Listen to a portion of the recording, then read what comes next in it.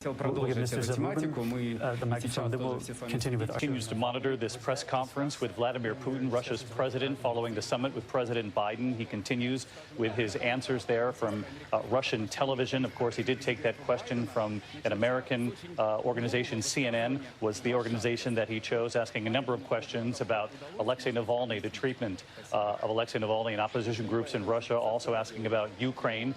There were questions about cyber attacks. There were a number of headlines. We want to unpack them for you.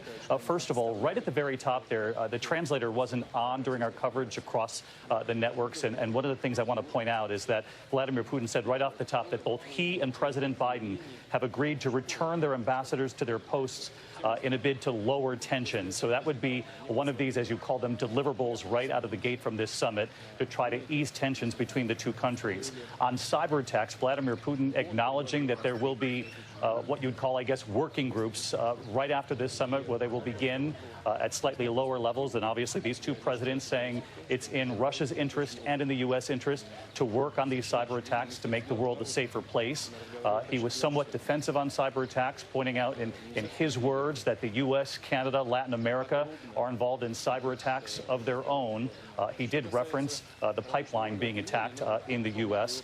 On Ukraine, he said, we do assemble on that border, but we're doing what's within the framework of what we're allowed to do, suggesting that the U.S. Does the same thing. The questioning does continue at this hour, but I do want to bring in our Chief Global Affairs anchor, Martha Raddatz, watching this with me. Martha, what's your main takeaway? Well, they certainly had a deliverable, as you say, having those ambassadors return to their posts.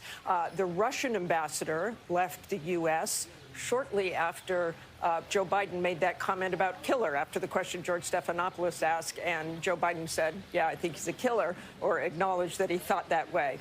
And he will now come back. He hasn't been back since that comment, and the U.S. ambassador was asked to leave Moscow because of sanctions after Navalny, and because of sanctions after SolarWinds. So that is progress. The cyber security part of this, clearly, Vladimir Putin did not admit in any way that he had any part of anything. In fact, quite the opposite, turning the tables.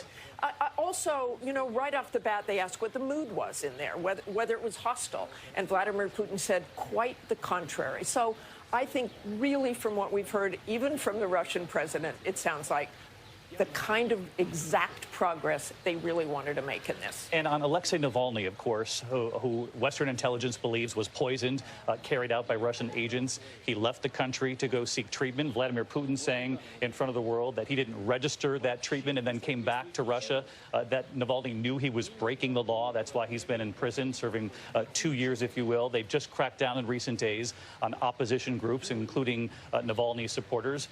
I took note that he did not use his name, which he never does. Never does, yeah. He's standing firm. He's standing firm. And leading up to this summit, of course, he banned the opposition. It was clear what kind of stand he would take on that in this summit, and indeed he did. All right, Martha Raddatz with us here. We're going to take a break in a moment here, and we will come right back on the air when President Biden then takes questions from the international community.